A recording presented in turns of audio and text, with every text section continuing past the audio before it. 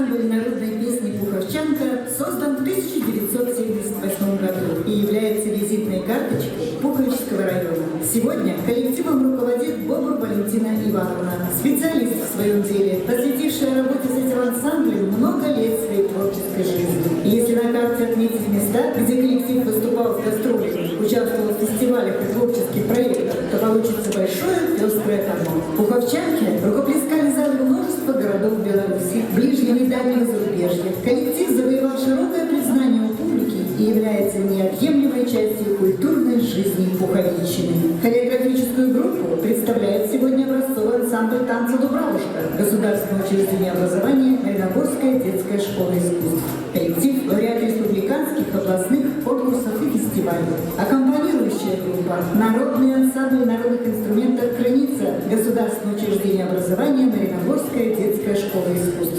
Ансамбль работает под руководством Рашкевич Екатерины Александровны, ведет активную творческую жизнь, успешно выступая на сценических площадках района, области, ближнего зарубежья и является лауреатом республиканских, международных конкурсов и фестивалей.